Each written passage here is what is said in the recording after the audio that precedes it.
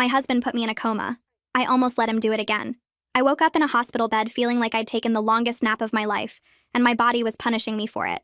My head throbbed and my bones felt stiff. Then I heard the crying.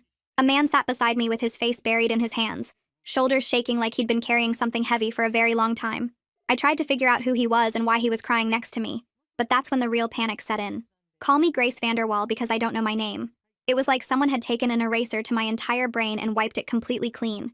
He looked up when I moved and his whole face changed. "Juliet," he whispered, and he grabbed my hand so fast I flinched. His grip was warm and desperate, like he was scared I'd float away if he let go. Oh my God, you're awake. Nurse. Someone. She's awake." His voice cracked on the last word, and I watched tears slide down his cheeks while nurses rushed in, and doctors followed, and everyone talked over each other in that urgent hospital way. But he never let go of my hand. Not once. His name was Dave. He said we were married for 4 years. The doctors told me I'd suffered a traumatic brain injury and had been in a coma for a month. Now I was experiencing amnesia. So basically my brain decided to factory reset itself. Great. Love that for me. Dave stood in the corner the whole time with his arms crossed, watching everything like a bodyguard. Every few minutes he'd cut in with, "Is she okay?" Or, "Does she need a break?" Or, "Can you dim those lights? She's squinting." The nurses kept giving each other these little looks. I couldn't tell if they thought he was sweet or if they wanted him to shut up. Once everyone cleared out, Dave pulled his chair close and took my hand again. "I know this is scary, but I'm here," he said, and his eyes were still red from crying. "Whatever you need, whatever you want to know, I'll tell you everything." He sounded so nice and endearing when he said it, and my heart swelled. This poor guy had been living a nightmare for a month, and here he was, still trying to take care of me. "Okay," I said, trying to smile even though my face felt weird doing it. "Tell me about us." His eyes lit up like I'd just given him permission to talk about his favorite subject. "We met at a grocery store," he said. 4 years ago. We both reached for the last box of strawberries and you told me I could have it if I gave you my number. I thought you were the boldest person I'd ever met." He laughed a little and I found myself wanting to laugh too, even though I couldn't picture any of it. "What's my favorite color?" I asked. "Blue." "Do I have any siblings?" "One sister, Caroline. You guys are close." He answered everything without pausing, like he'd been waiting his whole life for someone to ask him about me. It was actually kind of adorable. A week later, Dave took me home. I reached for my bag and he grabbed it before I could. "Babe, come on," he said with a little grin. "You just woke up from a coma. Let me be useful." I laughed and let him have it because honestly it felt nice to have someone looking out for me. The house was beautiful in that put-together way where everything matches and nothing has dust on it. I walked through the rooms slowly, waiting for something to click. Nothing did. But Dave stayed right beside me the whole time, pointing things out. "That's your reading chair. You fall asleep there like every night. That's the blanket your mom made us. Those are the mugs from our Hawaii trip." Photos were everywhere. Me and Dave on a beach. Me and Dave at Christmas. Me and Dave cutting a wedding cake. The woman in them looked so happy it almost hurt to look at. I picked up a frame and studied her face. My face. "That's Bali," Dave said suddenly right behind me. His hand landed on my lower back and stayed there. "Our honeymoon. You didn't want to leave." I could feel him watching, waiting for some sign that I remembered. I wished I could give him one.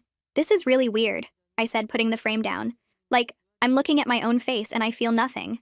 Is that bad?" "That feels bad." Dave stepped in front of me and grabbed both my hands like we were about to slow dance.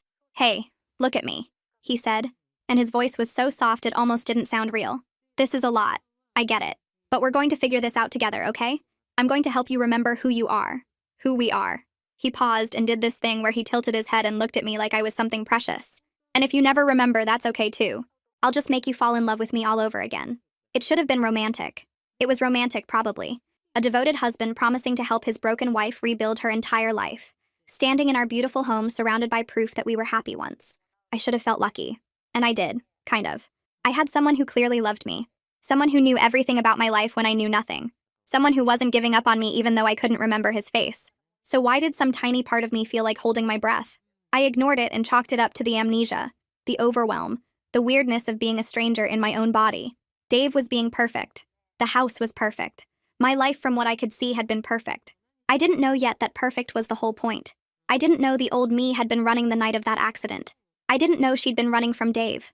And now there I was, back in his arms with no memory of why I'd ever wanted to escape. I'm home now, relearning my life from the only person willing to teach me. But if Dave is really the devoted husband he claims to be, why does everyone who knew me before look at me like they're watching something terrible happen? His mother's coldness, my coworker's fear, the neighbor's whispered question. Something is wrong with this picture. And I'm about to find out that everyone sees it but me. Dave's mother came over for dinner 3 days after I got home, and I'd been nervous about it all morning. Meeting your mother-in-law is already awkward, but meeting her when you can't remember a single conversation you've ever had with her feels like showing up to a final exam for a class you didn't know you were enrolled in. Dave kept telling me to relax. "She adores you," he said, while setting the table with the fancy plates I didn't know we owned. "You two are super close. She was at the hospital practically every day. Trust me, this is going to be great." I wanted to believe him. I really did. The doorbell rang and Dave squeezed my shoulder before going to answer it. I heard voices in the hallway, his warm and welcoming, hers clipped and short. When she walked into the kitchen, I prepared myself for the emotional reunion Dave had promised. Instead, she stopped about 5 feet away from me and looked me over like she was inspecting a piece of furniture she wasn't sure she wanted to keep. She was a small woman with silver hair and sharp eyes, the kind of person who looked like she had opinions about everything and wasn't afraid to share them. "Juliet," she said flatly. Not, "Oh, sweetie," or "Thank God you're okay," or literally any other warm greeting.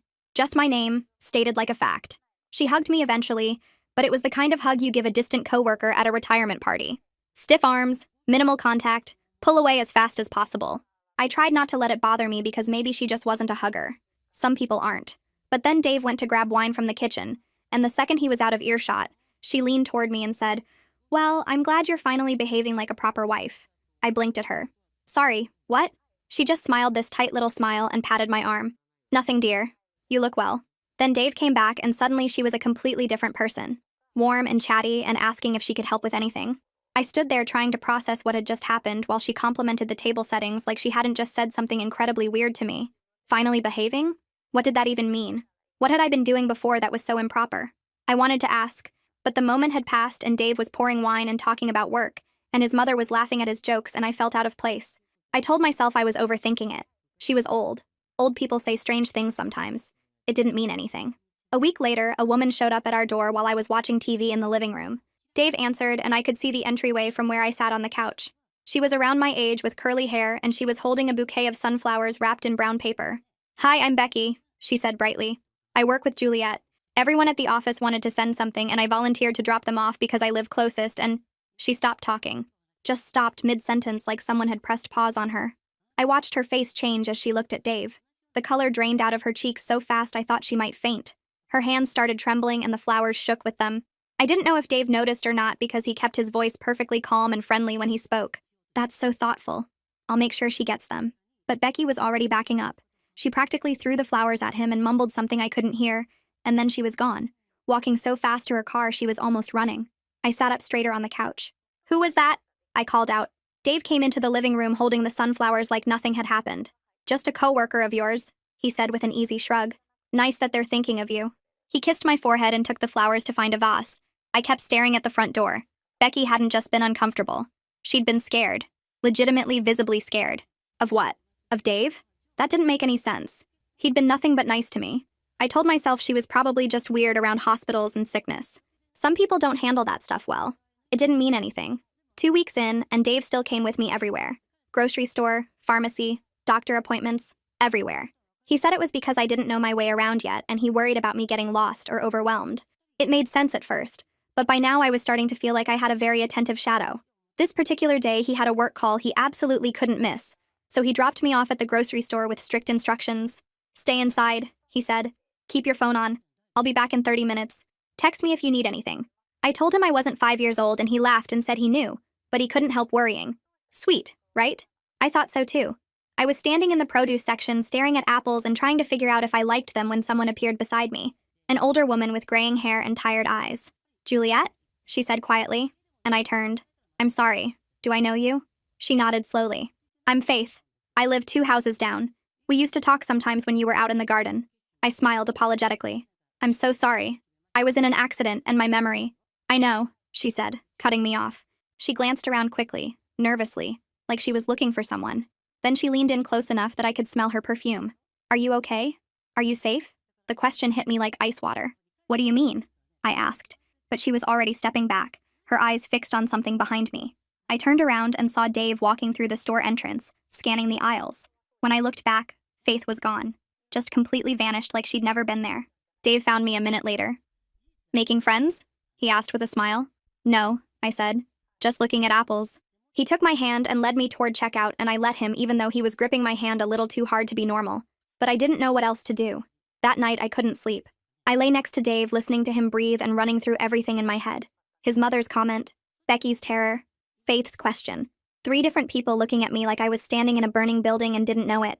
Then someone called me, but it came from an unknown number. Something told me to answer it, so I did. "Hello?" I whispered. Silence. Then a woman's voice, tight and rushed. "Juliet, it's Caroline. Is he listening?" My heart jumped. It was my sister. "What? No, he's asleep. Caro, don't say my name," she hissed. "Just listen. Are you alone? Are you safe?" That question again. Why does everyone keep asking me that? The line was quiet for a second. Then she exhaled like I'd just confirmed something terrible. "Oh God," she whispered. "You really don't remember, do you?" "Remember what?" I asked. "I can't explain over the phone. He tracks everything." Her voice was barely a whisper now. "Start paying attention, Juliet. The things he won't let you see. The rooms he keeps locked. The mail he doesn't let you touch. None of it is what he says it is." I heard something on her end. A door opening. "I have to go. Don't tell him I called." Then the line went dead. I sat in the dark, staring at the ceiling while my husband slept beside me. Something was wrong. Something was really, really wrong. I couldn't stop thinking about what Caroline said. The rooms he keeps locked. The mail he doesn't let you touch. I'd spent weeks letting Dave tell me who I was and what my life looked like. I never questioned any of it because I had no reason to. But now I had 4 reasons. 4 people who looked at me like I was in danger. 4 people who knew something I didn't. If Dave was hiding something, it was in this house. And tomorrow, when he left for work, I was going to find it. Dave left for work at 8:15. I watched his car disappear down the street and counted to 60. Then I counted to 60 again. He wasn't coming back. I had maybe 9 hours before he walked through that door, and I needed to use every single one of them. 4 people had looked at me like I was in danger. My own sister had called me in the middle of the night from a blocked number. I was done making excuses. I was done telling myself everyone was just being weird. Today, I was going to find out what the hell was going on in my own house. The basement door was my first stop. I'd walked past it dozens of times since coming home, but Dave was always nearby, always steering me somewhere else before I could think about it too hard. Now I stood in front of it alone and tried the handle. Locked. I jiggled it harder. Still locked. Not stuck. Not jammed. But locked with a key I didn't have. I pressed my ear against the wood and listened. Nothing. Just silence. I made a mental note and moved on. I didn't have time to stand around staring at doors I couldn't open. I moved on. Checked the kitchen drawers, the coat closet, the little desk in the corner of the living room where Dave paid bills. Everything seemed normal. Boring even. I was starting to feel stupid for snooping around my own house like some kind of detective when I remembered my phone. I'd been using it for weeks, but only for basic stuff. Texting Dave, Googling random questions about amnesia. I'd never really looked at it. I pulled it out now and opened the contacts and found it empty. Completely empty. Not a single name, not a single number. Just Dave's contact at the top and nothing else. I scrolled through messages and only found conversations with Dave. Same thing. It was like I didn't exist before the accident. Like I had no friends, no family, no life outside of him. I put the phone down and looked up. That's when I noticed the cameras. They were small black domes tucked into the corners of the ceiling. The more I looked around the house for them, the more I found. One in the living room pointed at the couch where I was sitting.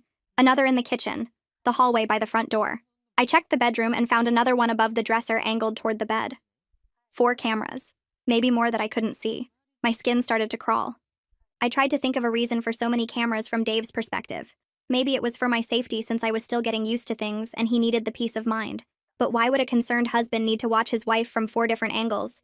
Why did it feel less like protection and more like surveillance? I actually got scared he was watching me at that very moment, so I stopped searching. Then the doorbell rang. My neck snapped towards the door and my heart fell.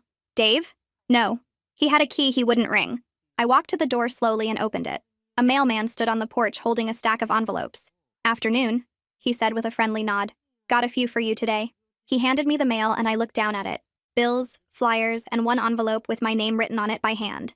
There was no return address. Someone had taken the time to write this out and send it to me specifically. Before I could take them, I heard footsteps behind me. Dave had somehow gotten home and got in through the kitchen door. He appeared at my side and took the mail from my hands before I could react.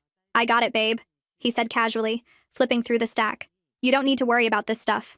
It's mostly junk anyway." He barely glanced at the handwritten envelope before tossing it in the trash. "See? Nothing important." He smiled at me and sat down in the living room and patted the spot next to him. I sat down and tried to relax even though I was sweating like crazy and could only think about that letter that had my name on it. Someone had written to me, and he threw it away like it was garbage. I wanted to fish it out, but he was watching me. By night, the trash was gone. That night, Dave took a shower and I moved fast. His nightstand first. Old receipts. A watch he never wore. Nothing. His dresser. Socks and boxers and a broken pair of reading glasses. Nothing. Then I remembered the closet. There was a small lockbox on the top shelf that I'd seen him open once with a key from his wallet. I grabbed a bobby pin from the bathroom and worked at the lock until it clicked open. My hands were shaking, but I kept going. I found tax documents, warranties, an old folder of insurance papers. And at the very bottom, tucked underneath everything else like it was supposed to stay hidden, I found a passport. My passport. I couldn't explain why he had my passport locked up. That was until I flipped it open and scanned the pages and saw it. A visa stamp dated 2 days before my accident. Destination Canada. One way. The shower turned off and I didn't have time to freeze and get scared. I shoved everything back into the box and snapped it shut and barely made it to the bed before Dave walked out with a towel around his waist. "You okay?" he asked, looking at me with his head tilted. "You look pale." "I'm tired," I said, trying to keep my voice as calm as possible. He climbed in next to me and pulled me close and kissed my temple and told me to get some rest. I lay there in the dark with his arm draped over me like a chain. One way. I'd been leaving, but not for vacation or work. I was running. I had a plan. I had a ticket. And 2 days later, I ended up in a coma. The old me had tried to escape. Now I needed to figure out what stopped her. The evidence is everywhere once I start looking. My name removed, my escape routes closed, my entire identity filtered through Dave. He hasn't been caring for me. He's been containing me. Somewhere in this house, the woman I used to be left a message. I just have to find it before he realizes I'm looking. The old me knew this moment would come. I just have to trust a stranger who happens to be myself. The old me knew this moment would come. I just had to trust a stranger who happens to be myself. The problem was I had no idea where to start. I'd searched the obvious places already. The drawers, the closets, the lockbox. I'd found the passport, and that was something, but it wasn't enough. It told me I was leaving, but not why. It told me I had a plan, but not what happened to it. If the old me really knew this moment would come, she would have left something behind. A note. A message. Something to tell the new me what the hell was going on. I just had to figure out where she hid it. Dave was at work again, and I had the house to myself. I stood in the middle of the bedroom and tried to think like someone who was being watched. If I wanted to hide something from a man who monitored my phone and installed cameras in every room and locked doors I wasn't supposed to open, where would I put it? Somewhere he'd never look. Somewhere he'd never think to check. Somewhere so mundane and boring that it wouldn't even register as a hiding spot. My eyes landed on the dresser.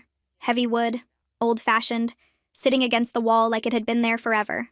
I walked over and crouched down to look underneath it. Nothing but dust and darkness. But then I noticed something. One of the floorboards near the back leg looked different from the others. Slightly raised, slightly off, like it had been pried up and put back down more than once. My heart started beating faster as I grabbed the edge of the dresser and pulled. It was heavier than I expected, but I managed to drag it a few inches away from the wall, enough to get to that floorboard. I knelt down and worked my fingers into the crack along the edge and pulled up.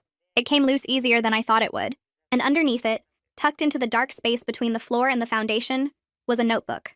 Small, leather-bound, with a rubber band wrapped around it to keep it closed. I pulled it out and held it in my hands and just stared at it for a long moment. This was it. This was what she left behind. I opened it and a loose piece of paper fell out. It was folded in half and my name was written on the front in handwriting that matched the grocery lists on the fridge. I unfolded it and started to read. If you're reading this, something went wrong. You tried to leave and he caught you, or you got hurt. I don't know what happened, but I know you're back in this house and you don't remember why you were trying to get out. This notebook has everything. Read it from the beginning. Don't skip anything. And whatever you do, don't let Dave find it. I set the letter aside and turned to the first page of the notebook. The entries started almost 2 years ago. The early ones were short and confused, like she was still trying to convince herself that something was wrong. Dave asked to see my phone today. Not in a jealous way, he said. He just wanted to make sure I wasn't overextending myself with too many social plans. I showed him because what else was I supposed to do? He deleted 3 contacts. People from work he said I didn't need to be texting. He did it so casually, like he was cleaning out a junk drawer. Then a few weeks later, he set up a location sharing app on my phone. Said it was for safety in case something happened to me, but he checks it constantly. I went to get coffee with Becky and he called me 4 times asking why I was at a cafe when I said I was running errands. I had to send him a photo of my receipt to prove I wasn't lying. Becky looked at me like I was insane. The entries got darker as I kept going. He doesn't let me drive anymore. He says my reaction time is bad and he worries about me getting in an accident. So now he drives me everywhere. To work, to appointments, to the grocery store. I have to text him when I'm ready to be picked up, and if I'm not outside waiting when he arrives, he gets upset. He says I'm wasting his time. Then, Caroline called and he answered my phone before I could get to it. I don't know what she said, but when he hung up, he told me she's toxic, and I need to set boundaries. He wants me to stop talking to her. My own sister. He says it's for my mental health, but I think he just doesn't like that she asks questions. Then, he put a lock on the basement door and won't tell me why. Said it's storage. said I don't need to go down there. When I asked for a key, he laughed and said, "Why would you need a key to storage?" I dropped it because the way he looked at me made my stomach hurt. My hands were shaking so hard the pages started to blur. I wiped my eyes and realized I was crying. I didn't even know when I'd started. He took my debit card out of my wallet and said he's consolidating our finances for tax purposes. I asked when I'd get it back, and he said I don't need it because he buys everything I need. He gave me $40 cash and told me to make it last the month. $40. I used to make my own money. I had a savings account. I don't even know where it went. Then, I asked if I could visit my mom for her birthday, and he said no. Not, let me think about it. Not, we'll see. Just no. When I tried to argue, he grabbed my wrist and squeezed until I stopped talking. He didn't say anything. He just squeezed and looked at me until I said, "Okay, I have a bruise now." I took a photo of it. I don't know why. I just needed proof that it happened. Then, he installed cameras in the house. He says it's for security, but they're pointed at the couch where I sit, at the kitchen where I cook, at the bed where I sleep. He can watch me from his phone at work. He showed me like it was a gift, like I should be grateful he cares enough to watch. Then, he found out I created a secret email to talk to Caroline. I don't know how he found it. He monitors everything. He woke me up at 3 in the morning screaming so close to my face I could feel spit landing on my cheeks.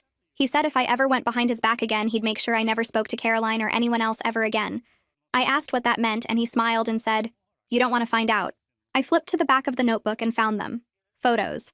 Printed out and taped to the pages. Bruises on my arms in the shape of fingerprints. A black eye with a note underneath that said, "Told everyone I walked into a door."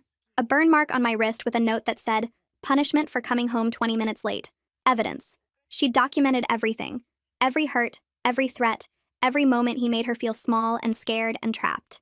She knew no one would believe her without proof, so she collected it piece by piece and hid it under the floorboards where he'd never think to look. The last entry was dated 2 days before my accident, the same day as the visa stamp in my passport. Tonight, I'm leaving. I have a bag packed in the trunk of my car and a one-way ticket to Canada. Caroline is meeting me at the border. I'm not telling anyone else. I'm not saying goodbye. I'm just going to get in my car after Dave falls asleep and drive until I'm free. If you're reading this and I made it, this notebook doesn't matter anymore. But if you're reading this and something went wrong, if I'm hurt or trapped or back in this house with no memory of why I left, then you need to know the truth. Dave did this to me. Whatever happened, he's the reason. Get out. Trust Caroline. And whatever you do, don't let him convince you that you're crazy. I closed the notebook and held it against my chest and sobbed until I couldn't breathe. Every sweet thing Dave had done since I woke up played through my head like a horror movie. The crying at my hospital bed, the hand-holding, the, "I'll make you fall in love with me again." It was all a lie. Every single second of it. He wasn't a loving husband helping his broken wife recover. He was a prison guard who got his prisoner back. And I'd been falling for it. My own handwriting. My own words. Warning me that the man sleeping beside me is the reason I almost died. If Dave finds out I know, there won't be a second accident. There will be a burial. I have to keep pretending. Keep smiling. Keep kissing him goodnight while planning my escape. One wrong move and I'm dead. But I've already made one wrong move. I just don't know it yet. The next few days were the hardest of my life. I had to look at Dave across the breakfast table and smile. I had to let him kiss me goodbye in the morning and welcome him home at night. I had to pretend I was still the confused little amnesiac wife who trusted him completely, while every cell in my body screamed at me to run. The notebook was back under the floorboards. I'd memorized the important parts and put everything exactly where I found it, but I couldn't unsee those photos. I couldn't unread those entries. Every time Dave touched me, I thought about the bruises. Every time he smiled, I thought about him screaming in my face at 3 in the morning. Every time he called me babe, I wanted to throw up. I was washing dishes one evening when Dave came up behind me and wrapped his arms around my waist. I forced myself not to flinch. "Hey," he said softly into my hair. "Can we talk about something?" My heart started pounding, but I kept my voice light. "Sure. What's up?" He turned me around to face him and took both my hands in his. The gesture used to feel romantic. Now it felt like handcuffs. "I've been worried about you," he said, tilting his head with that concerned expression I used to find so comforting. "You've been off lately, jumpy. Not yourself. I talked to your doctor and she thinks maybe you're not doing as good as we thought." I blinked at him. "What do you mean?" "I feel fine." I didn't feel fine.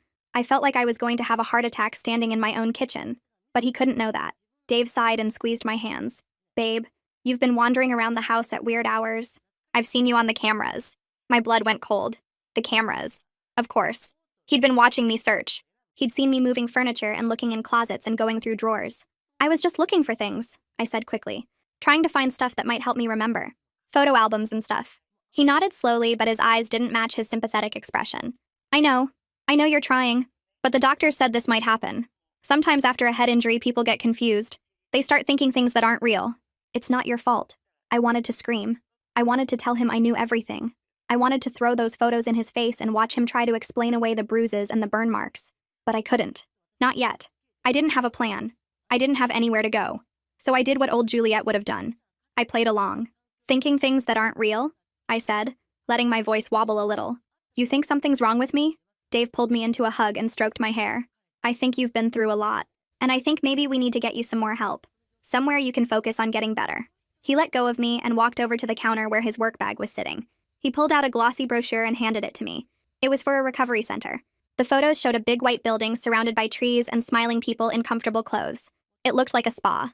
I knew it wasn't. What is this? I asked, even though I already knew. It's a place for people like you, Dave said gently. People who've been through what you've been through. They help with memory stuff, with getting your head right. He paused.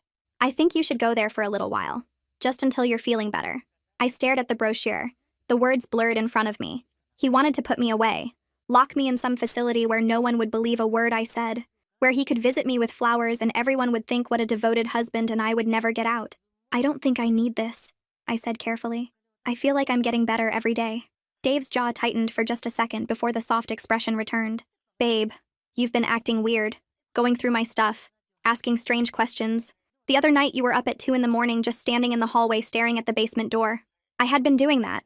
I'd wanted to find a way to pick the lock. I hadn't realized he was watching. I was just confused, I said. I woke up and forgot where I was. It happens sometimes. That's exactly what I'm talking about, Dave said, stepping closer and cupping my face in his hands. I flinched. It was small, barely a movement, just my head jerking back half an inch before I caught myself.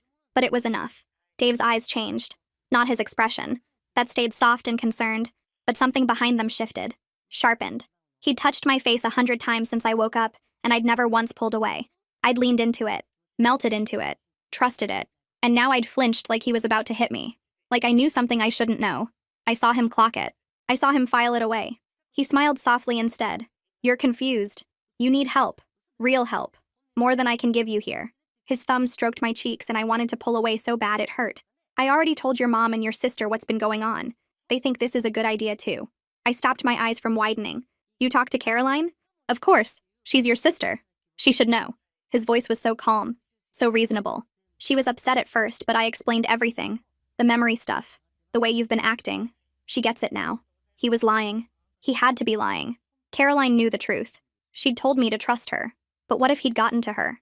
What if he'd made her think I was crazy before I could tell her what I'd found? I felt like the walls were closing in. What did she say? I managed to ask. Dave smiled sadly. She said she just wants you to get better. We all do. He kissed my forehead. I already started the paperwork. There's a hearing in 3 days. Some doctors are going to talk to you and make sure you're okay. Then we'll get you into your recovery journey. 3 days. I had 3 days before they locked me away. A hearing? I said, trying to keep my voice steady. What do you mean a hearing? It's nothing scary, Dave said like he was talking to a little kid. They just want to make sure you can take care of yourself. With the memory loss and the way you've been acting, they need to check that you're okay to make your own choices. It's for your own good. For my own good. He was going to have me declared crazy. He was going to take away my right to make decisions. My right to leave. My right to tell anyone what he'd done. And he was doing it all with that same soft smile on his face. I don't want to go to some facility, I said. And this time I let the fear show in my voice because it was real. Dave, please. I'm fine. I just need more time. He pulled me into another hug and held me tight. Too tight. I know you're scared, he murmured. But this is what's best. I already filed everything. It's happening. His arms were like a cage around me. I'm doing this because I love you, Juliet. You have to trust me. I stood there in his arms and said nothing. I couldn't trust him. I would never trust him again. But he thought he'd already won. He thought I was still the confused little wife with no memory and no fight left in her. He was wrong. 3 days. I had 3 days to get out of this house. 3 days to contact Caroline. 3 days to prove I wasn't crazy before he locked me away forever. I hugged him back and rested my head on his chest and whispered, okay. And I started planning. Dave left the next morning without saying where he was going or when he'd be back. I didn't waste time. The second his car disappeared down the street, I ran to the bedroom and grabbed the duffel bag from the closet and started shoving things inside. Clothes, the notebook from under the floorboards, my passport that I'd stolen back from his lockbox 2 nights ago when he was asleep. I didn't fold anything. I didn't organize. I just threw it all in as fast as I could because I had no idea how long he'd be gone. I grabbed the burner phone I'd bought 3 days ago from a gas station when Dave let me wait in the car while he paid inside. My hands were shaking as I dialed Caroline's number. She picked up on the first ring. Juliet? What's happening? Are you okay? I'm leaving, I whispered even though no one was home. Right now. He's gone and I found everything. The notebook, the photos. I know what he did to me. Caroline exhaled hard. Thank God. I've been going crazy trying to reach you. He called me last week pretending to check in, and I knew something was wrong.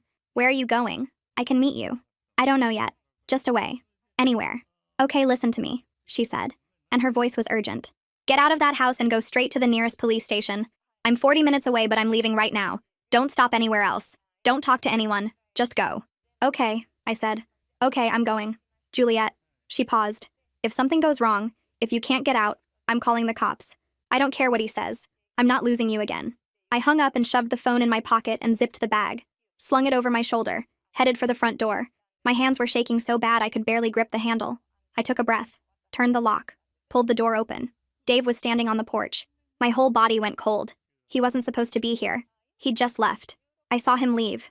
But there he was, standing 3 feet away from me with his keys in his hand and his eyes locked on the bag over my shoulder. Neither of us moved. Neither of us spoke. I watched his face change as he put it together. The bag. The panic in my eyes. The way I was frozen in the doorway like a deer caught in headlights. He knew. He knew exactly what I was doing. Going somewhere? His voice was calm, but his eyes weren't. They were dark and flat, and nothing like the soft, concerned husband I'd been living with for weeks. I took a step back without thinking. Then another. He stepped forward, and I kept backing up until I was inside the house again and he was following me in, and then the door was closing behind him. I heard the lock click, then the deadbolt, then the chain. Each sound made my stomach drop further. Dave, I started, but he cut me off. Don't. He held up a hand and smiled, but it wasn't the smile I was used to. It was cold. Empty. I knew you'd remember eventually. You always were stubborn. He took a step toward me and I took a step back. I thought maybe this time would be different. Maybe you'd stay the sweet, grateful wife who actually appreciated everything I did for her. But no. You had to go digging. You had to find that stupid notebook. My heart stopped. You knew about the notebook? He laughed. Actually laughed. Juliet, I know about everything. The floorboards, the passport, the phone call with your sister in the middle of the night. He shook his head like I was a child who disappointed him. You really thought I wasn't watching? After everything? I was against the wall now. Nowhere left to back up. My voice was shaking, but I forced myself to speak. What did you do to me? The night of the accident. What did you do? His smile grew wider, colder. I did what I had to do. You were going to leave me, Juliet. You had a bag packed. A ticket to Canada. You thought you could just run off with your sister and I'd never find you. He stepped closer. Close enough that I could see the vein pulsing in his temple. So I made sure you couldn't leave. What does that mean? My voice cracked. I didn't want to know, but I had to know. Your brakes, he said simply. I cut them. You were so focused on sneaking out that you didn't even check the car. He tilted his head like he was remembering something pleasant. I didn't want to hurt you. I just wanted to stop you. But you had to go and crash into that tree and make everything so much more complicated. The room spun. He'd tried to kill me. The man I'd been sleeping next to for weeks. The man who held my hand in the hospital. He'd cut my brakes and watched me drive away knowing I might die. You're insane, I whispered. His face changed. The fake softness disappeared completely. I loved you. I still love you. Everything I did was because I loved you. His voice cracked, and for a second I saw something real in his eyes. Something broken. The first accident didn't kill you, but you came back perfect. Blank. Mine again. His breath was hot on my face. I'm not losing you twice. I ran. I didn't think about it. I just ran for the front door. My fingers fumbled with the chain and I got it undone and reached for the deadbolt, but then his hand was in my hair. He yanked me backwards so hard my feet left the ground. I screamed as he threw me to the floor. My shoulder hit first and pain exploded down my arm. You're not leaving, he said, standing over me. Not again. Not ever. I kicked at his legs and he stumbled. I scrambled up and ran for the kitchen, the back door. If I could just get outside, someone would see me. Someone would help. My hand closed around the doorknob and I twisted, but it wouldn't turn. Locked. I fumbled for the latch, but then he was on me again. He spun me around and slammed me against the door so hard the glass rattled. Stop fighting me, he hissed. His forearm pressed against my throat. Why do you always have to fight me? I grabbed a sharp object from the block on the counter and swung. It caught his arm and he howled and let go. Blood bloomed through his shirt sleeve. I ran again. Living room. Front door. I almost made it. My fingers touched the deadbolt. Then he tackled me from behind and we both went down. We crashed into the coffee table and it shattered beneath us. Glass everywhere. I felt it slice into my palms as I tried to push myself up. He grabbed my ankle and dragged me backward across the floor. I kicked and thrashed and my foot connected with his face. I heard a crack. Blood poured from his nose. But he didn't stop. He crawled on top of me and pinned my wrists above my head. "I gave you everything," he screamed. Blood dripped from his face onto mine. "I took care of you. I was there every single day while you were in that coma. And this is how you repay me?" I headbutted him. Our foreheads cracked together and stars exploded in my vision. But it was worth it. He reared back and I twisted free. I crawled toward the door, but he grabbed me again. His hands found my throat. Squeezed. I couldn't breathe. Black spots danced everywhere. I clawed at his wrists, but he was too strong. "Why couldn't you just stay broken?" he hissed. "Why couldn't you just let me love you?" Then I heard it. Sirens. Faint at first, but getting louder. Dave heard them too. His grip loosened just a fraction as he turned toward the window. I reached out blindly and my hand closed around something solid. The lamp from the side table. I swung it with everything I had. It connected with the side of his head with a sound I'll never forget. He let go of my throat and crumpled sideways. And then he was on the ground and he wasn't moving. I stood over him, gasping for air with the lamp still in my hands and blood dripping from my face onto the carpet. The sirens were right outside now. Red and blue lights flashing through the windows. Someone pounding on the door. "Police! Open up!" I dropped the lamp and stumbled to the door and fumbled with the locks until it swung open. 2 officers stood on the porch with their hands on their weapons. Behind them, running up the driveway with tears streaming down her face, was Caroline. "Juliet." She pushed past the officers and threw her arms around me and I collapsed into her. "I called them the second you hung up. I knew something was wrong. I'm so sorry. I'm so sorry." I couldn't speak. I just held on to my sister and cried while the officers moved past us into the house. Dave was arrested that night for attempted murder and years of documented abuse. The diary I found under the floorboards became evidence in court, and it saved my life twice. Once when I read it, and once when the jury did. My memory came back slowly over the following months. Nightmares first, then faces, then the fear I used to live in every single day. I'd wake up in the middle of the night remembering things I wished I could forget again. The way he looked at me when he was angry. The sound of his voice when he was pretending to be kind. The bruises I'd hidden under long sleeves for years. The divorce was finalized 3 months later and I moved in with Caroline. I heard my stepmother on the phone saying, "The facility can take my stepson on Monday. Just tell everyone he ran away." She was in the kitchen talking to someone while my 13-year-old brother Jamie sat in the next room organizing his dinosaur collection by geological period like he did every Sunday morning. Jamie is autistic and follows the same routine every single day, which is why hearing her say he'd run away made no sense. He'd never left the house alone in his entire life. "No one will question it." She continued into the phone. "Kids like him go missing all the time." I stood frozen in the hallway holding the laundry basket I'd been carrying upstairs. My stepmother Carol had married my dad 3 years ago after my mom died, and she'd always seemed patient with Jamie. "The paperwork is already signed. His father doesn't even know what he's signing anymore." That made my blood run cold because my dad had early onset dementia and signed whatever Carol put in front of him. I backed away quietly and went to Jamie's room where he was lining up his dinosaurs. "Hey buddy, we're going on an adventure today," I said, trying to keep my voice normal. Jamie looked up at me and frowned. "It's Sunday." Sundays are for dinosaurs, then lunch at 12:15, then nature documentary at 2. His routine was everything to him and breaking it caused meltdowns. "I know, but this is a special dinosaur adventure. We're going to the Natural History Museum to see real fossils." That got his attention. Jamie loved fossils more than anything. While he got his jacket, I texted my Aunt Lisa, who lived 2 hours away. "Carol is putting Jamie in an institution tomorrow. Come now." Lisa responded immediately that she was on her way. Carol appeared in Jamie's doorway looking suspicious. "Where are you taking him?" She used her fake sweet voice. "Museum," I said simply. "He finished his dinosaurs early, so I thought we'd go out." She stepped closer and I could smell wine on her breath even though it was only 10 in the morning. "He needs to stay here. The doctor is coming tomorrow for his evaluation." There had been no mention of any doctor until now. "What evaluation?" I asked while Jamie started getting agitated because we were blocking his path to the door. Carol smiled, but it didn't reach her eyes. "For his own good. He needs professional care, more than we can provide." Jamie started rocking, which he did when stressed. Need to go. Need to go. Museum closes at 5. Takes 43 minutes to drive there." He'd memorized every detail about the museum. Carol reached for him, but I stepped between them. "We'll be back by dinner."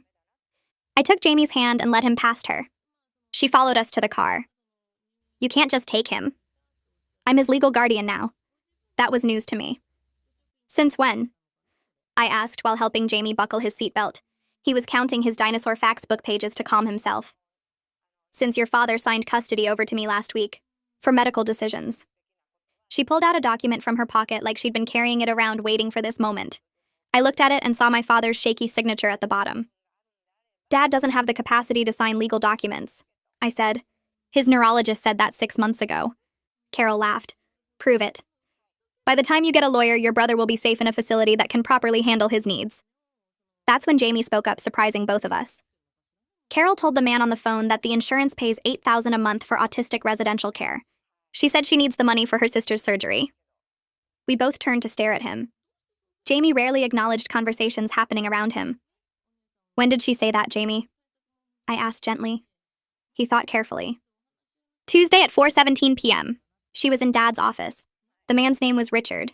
He said the facility is in Nevada. Carol's face went white. He's lying. He makes things up. That's part of his condition. But Jamie never lied. His brain didn't work that way. He repeated exactly what he heard word for word. Carol grabbed her phone and called someone. It's falling apart. The sister knows. Get here now. We tried to leave, but she won't let us. A van pulled up within minutes. 2 men got out wearing medical uniforms. We're here for James, one said. Family requested transport for psychiatric evaluation. Carol waved the fake custody paper. I have custody. Take him. Jamie started having a meltdown then, screaming and hitting himself, which he only did in extreme distress. The men moved toward him, but I blocked them. He's autistic, not psychiatric. You're traumatizing him. That's when our neighbor, Mr. Rodriguez, came out. He was a retired police chief. Requested Reds is on Spotify now. Check out link in the description or comments. He stepped out onto his porch and his eyes went straight to the van, then to Carol, then to the 2 men in fake medical uniforms. He pulled out his phone and held it up. I already called the real police about a kidnapping in progress. They're 2 minutes out. The 2 men stopped moving toward Jamie. One of them looked at Carol and said they needed to leave. Carol's voice got shrill and desperate. No, take him now. I have legal custody. But the men were already backing up toward their van because they could hear the sirens getting louder. Mr. Rodriguez kept his phone pointed at all of us, recording everything. His hand was steady like he'd done this 1,000 times before. Carol's face turned completely white when the sirens got close enough that we could tell they were coming to our street. She grabbed one of the men's arms. You can't leave. We had a deal. He shook her off and got in the van. The other man was already in the driver's seat starting the engine. Carol screamed at them, but they pulled away from the curb and drove off fast. Mr. Rodriguez walked over to me and Jamie. Keep the boy close. Don't let her touch him. I wrapped my arms around Jamie while he rocked back and forth, counting under his breath. Stegosaurus lived 150 million years ago. Allosaurus lived 155 million years ago. Diplodocus lived 154 million years ago. He always went through his dinosaur timeline when he was scared. 2 police cars turned onto our street with their lights flashing. Carol tried to smooth down her hair and put on a calm face, but her hands were shaking. The first officer out of the car was a woman with dark hair pulled back tight. She looked at all of us standing in the driveway and immediately separated us. Everyone stay where you are. We're going to talk to each of you separately. Mr. Rodriguez stepped forward. Officer, I'm Felix Rodriguez, retired police chief from the 5th Precinct. I witnessed the entire incident and I have video evidence on my phone. The officer's expression changed when he said he was former police. She nodded and took his phone to watch the recording. The second officer, a younger guy with red hair, came over to me and Jamie. Carol started talking before anyone asked her anything. This is a family matter. My stepchildren are upset because I'm trying to get proper care for the autistic one. The female officer held up her hand. Ma'am, please wait over there. We'll get to you in a moment. She turned back to Mr. Rodriguez's phone and watched the whole video. I could see her face getting more serious as she watched. The male officer knelt down near Jamie, but not too close. Hey buddy, I'm Officer Mike. Can you tell me what happened today? Jamie kept rocking and counting. I put my hand on his shoulder. He's autistic. He needs a minute to calm down. The officer nodded and stood back up. Take your time. He looked at me instead. Can you tell me what's going on? I pulled out the custody document Carol had shown me. My stepmother says she has custody of my brother, but my dad has dementia. His doctor said 6 months ago that he can't sign legal documents anymore. The officer took the paper and looked at it closely. He called over to his partner. Sarah, you need to see this. The female officer came over and examined the document. She pulled out her radio. We need a supervisor here. Possible elder abuse and fraud situation. Carol heard that and her voice got loud again. That's ridiculous. I'm his wife. I'm trying to help my family. Mr. Rodriguez spoke up from where he was standing. The two men who just left were trying to take the boy by force. The woman called them here specifically to transport him against his will. The female officer, Sarah, wrote everything down in her notebook. She looked at Carol. Ma'am, who were those men, and why were they here? Carol crossed her arms. They were medical transport. I arranged for my stepson to be evaluated at a facility. Sarah's pen stopped moving. What facility? Carol hesitated.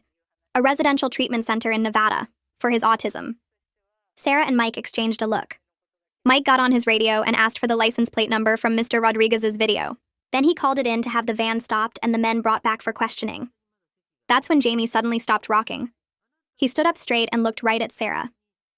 Carol told the man on the phone that the insurance pays $8,000 a month for autistic residential care. She said she needs the money for her sister's surgery. Tuesday at 4:17 p.m. She was in Dad's office. The man's name was Richard. He said the facility is in Nevada. Everyone went quiet. Sarah stared at Jamie. You heard her say that? Jamie nodded.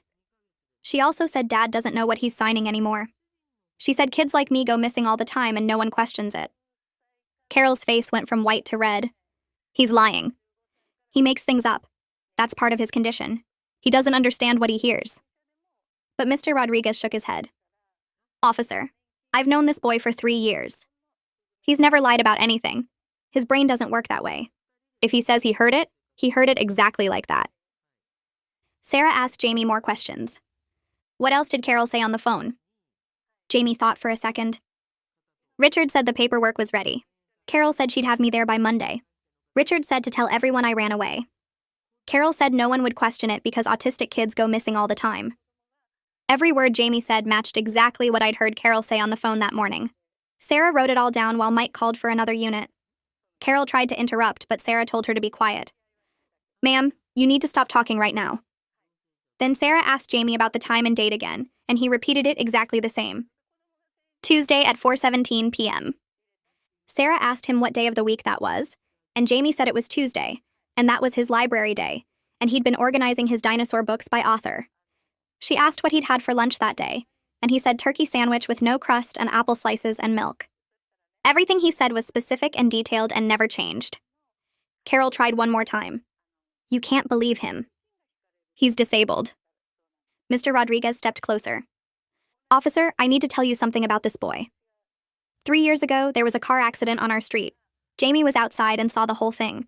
When police interviewed him, he described every detail, including the license plate numbers of both cars, the exact time down to the minute, what the drivers were wearing, and the sequence of events.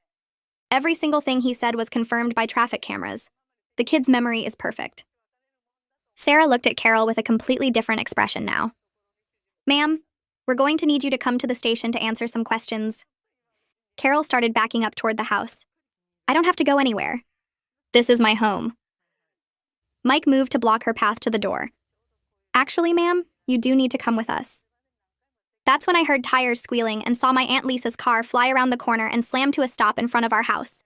She jumped out and ran toward us. Where's Harold? Where's my brother? My stomach dropped. In all the chaos with Carol trying to take Jamie, I'd completely forgotten about Dad. He was still inside the house and had been alone this whole time. Lisa didn't wait for an answer. She ran past the officers and into the house. I started to follow her, but Sarah stopped me. Stay here with your brother. Mike went into the house after Lisa. We could hear her calling for Dad. Then we heard her voice get upset. Harold? Harold, can you hear me? Mike came back out. We need an ambulance. The father is in distress. Sarah called it in while I tried to get past her to go inside. That's my dad. I need to see him. She let me go, but told Jamie to stay with Mr. Rodriguez. I ran into the house and found Lisa in Dad's bedroom. He was sitting on the edge of his bed looking confused and scared. His shirt was on backwards and he had one sock on. Lisa was holding his hand and talking to him gently. Harold, it's me, Lisa. Can you tell me what day it is? Dad looked at her, but his eyes were unfocused. Where's Carol? Carol takes care of things. Lisa's jaw got tight. Carol's not here right now. When did you last eat? Dad couldn't answer. He just kept asking for Carol. I felt sick looking at him because he seemed worse than the last time I'd seen him just 2 days ago. A paramedic came in and started checking Dad's vital signs. Lisa explained to them about his dementia and asked if he was dehydrated or in medical distress. The paramedic said his blood pressure was high, and he seemed confused beyond his normal baseline. They wanted to take him to the hospital for evaluation.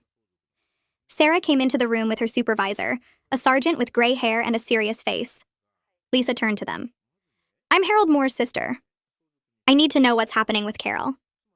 The sergeant introduced himself and asked Lisa for identification. She showed him her driver's license and explained she'd been trying to stay involved with Dad's care, but Carol had been limiting her access.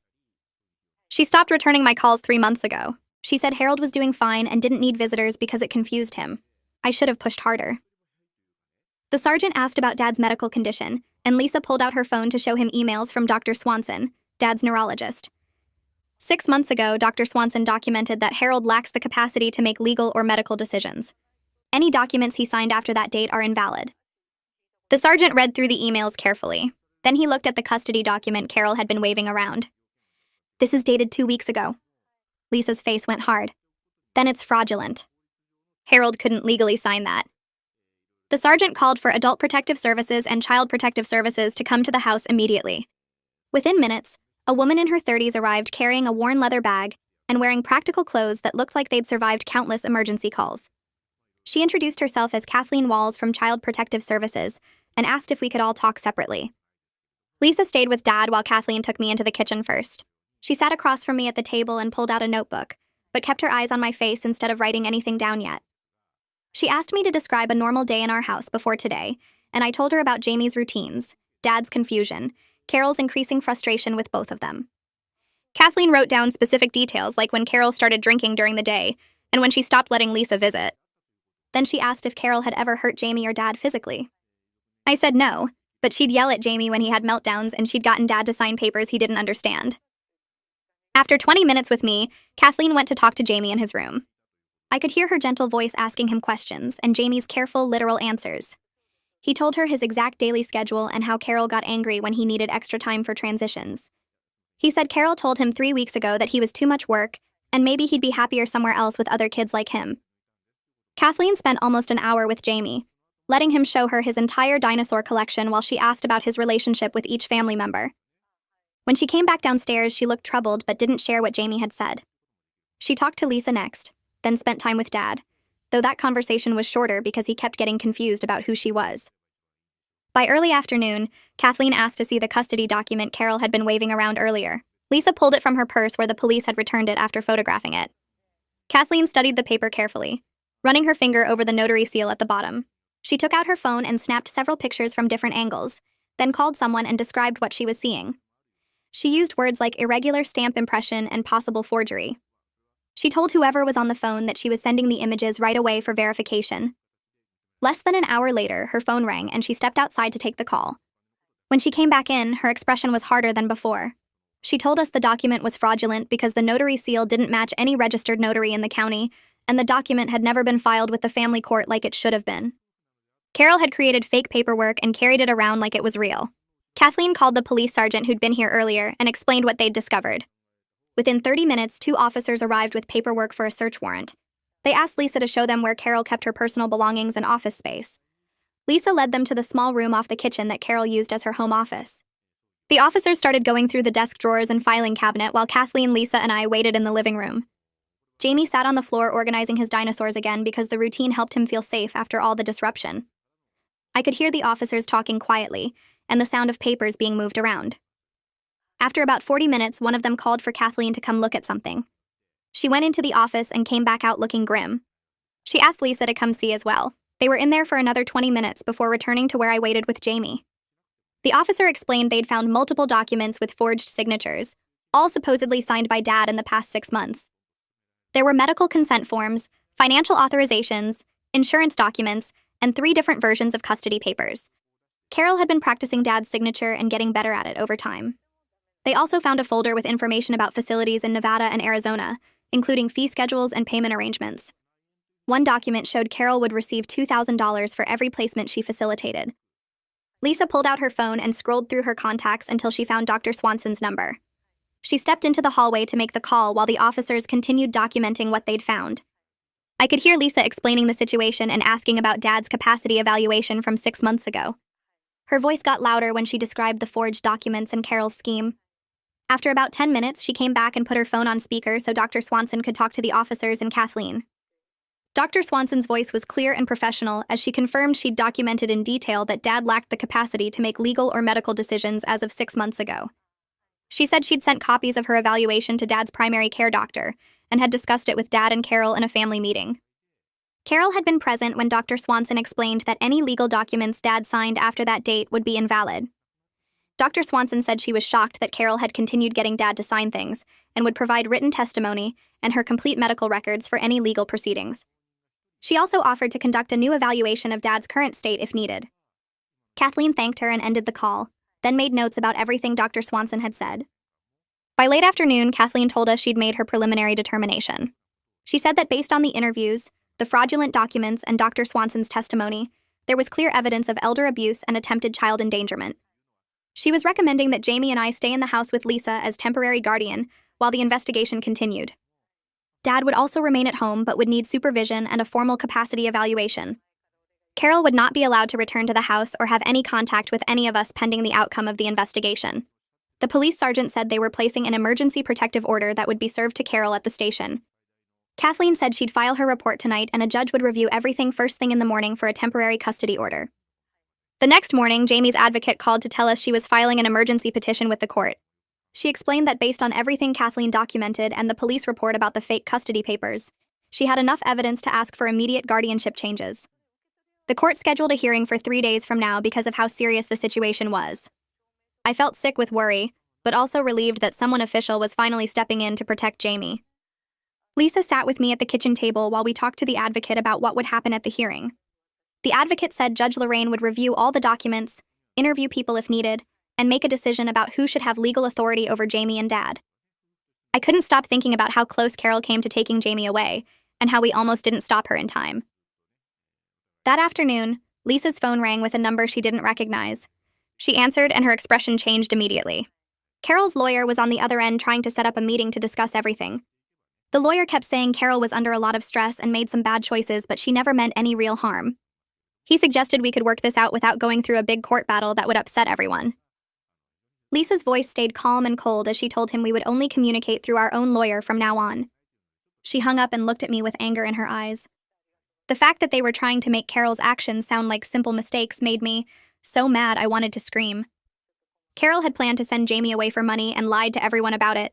That wasn't stress. It was calculated and wrong. I spent the rest of that day going through every piece of paper in Dad's office. Lisa helped me sort through filing cabinets and desk drawers looking for anything else Carol might have forged. Around 6 in the evening, I found a folder labeled estate planning that made my stomach drop. Inside was a will dated 2 months ago with Dad's signature at the bottom. I read through it and saw that it left everything to Carol and specifically excluded me, Jamie, and Lisa by name. The signature looked shaky and wrong, like someone trying to copy Dad's handwriting but not quite getting it right. I called Lisa over and showed her what I found. She took photos of every page and texted them to our lawyer immediately. Our lawyer called back within 20 minutes and said this was more evidence of Carol's fraud scheme. She asked us to keep looking for any other suspicious documents and to make copies of everything we found. The next day, Amelia came to the house to do a new evaluation of Dad's condition. She spent 2 hours with him in his room, asking questions and doing tests to check his memory and thinking abilities. When she came out, her face looked sad and serious. She sat down with Lisa and me in the living room and explained that Dad's dementia had gotten much worse in just 6 months. She said the stress of Carol's manipulation and the changes in his daily routine probably made it progress faster than it normally would have. Dad couldn't make any legal or medical decisions for himself anymore and needed someone watching him all the time to keep him safe. She would write a detailed report for the court explaining his current state and why any documents he signed in the past 6 months should be considered invalid. Hearing how bad Dad had gotten made me want to cry, but I held it together because there was too much else to handle right now. Tuesday morning started with Jamie's usual routine, but then Kathleen showed up for another interview and everything fell apart. Jamie had been counting on his regular schedule and the change threw him completely off balance. He started rocking and making distressed sounds, then escalated to hitting his hands against his legs. Lisa and I both tried to calm him using the techniques that usually worked, but he was too upset. Kathleen backed off and gave us space while we worked with Jamie. It took almost an hour to get him settled again, with both of us taking turns talking to him softly and helping him regulate his breathing. When he finally calmed down, I sat on the floor next to him feeling exhausted and scared. Carol had wanted to put him in a place where nobody would understand his needs or know how to help him when he got overwhelmed. Those people would have just restrained him or medicated him instead of patiently working through it like we did. The thought of what could have happened made me feel sick. 3 days after the petition was filed, we all got dressed up to go to court. Jamie wore his favorite shirt with a big dinosaur on the front and carried his fax book in both hands. Lisa drove us to the courthouse and we met our lawyer in the lobby. She explained what would happen during the hearing and told Jamie he might be asked some questions by the judge. We walked into the courtroom and I saw Carol sitting at a table with her lawyer on the other side. She looked at us but didn't say anything. Judge Lorraine came in and everyone stood up until she sat down behind her big desk. She started reading through papers in front of her, taking her time and making notes. After about 10 minutes, she looked up and started asking questions about the timeline of everything that happened. She wanted to know exactly when Carol got the fake custody document, when Dad's doctor said he couldn't sign papers anymore, and when the police found all the forged signatures. Her face got more and more serious as she read through the evidence file. Carol's lawyer stood up and started talking about how Carol was just trying to get proper care for Jamie because his needs were too much for the family to handle at home. He said the custody document was a misunderstanding, and Carol never meant to do anything illegal. Judge Lorraine cut him off in the middle of his sentence and pointed at one of the papers in front of her. She said the notary seal on the custody document was completely fake, and that alone was a serious crime. Then she read from the report Jamie's advocate wrote about how well he was doing at home with the right support. She asked Carol's lawyer how sending Jamie away to a facility in another state would help him when he was already stable and happy. The lawyer didn't have a good answer and sat back down looking uncomfortable. Jamie's advocate asked if Jamie could talk to the judge directly. Judge Lorraine said yes and asked Jamie to stand up. He stood next to our table, still holding his fax book, and started reciting Carol's phone conversation from Tuesday at 4:17 p.m. He said every single word exactly the same way he told the police, including Richard's name and the part about the $8,000. Judge Lorraine listened carefully, and then asked Jamie some gentle questions about what he liked to do every day and where he wanted to live. Jamie told her about his dinosaur collection and his routines, and said he wanted to stay home with me and Lisa. His voice was clear and honest, and I could see the judge believed every word he said. Judge Lorraine took a short break to review everything one more time. When she came back, she said she was granting Lisa emergency temporary guardianship of both Jamie and Dad. She said I would be Jamie's primary caregiver since I was over 18, but Lisa would have the legal authority to make decisions. Carol's rights as a parent and wife were suspended until the criminal case against her was finished. The judge said Carol couldn't contact any of us or come near our house. I felt relief wash over me so strongly that my hands started shaking. Jamie was safe. Dad was safe. Carol couldn't hurt us anymore. We left the courtroom and walked toward the parking lot. Carol came out of a side door and started screaming at us from across the lot. She yelled that we ruined her life and stole her family, and she would make us pay for what we did. Security guards ran over and grabbed her arms to stop her from coming closer. She kept screaming while they put handcuffs on her. One of the guards told us she just violated the protective order the judge put in place and they were arresting her right now.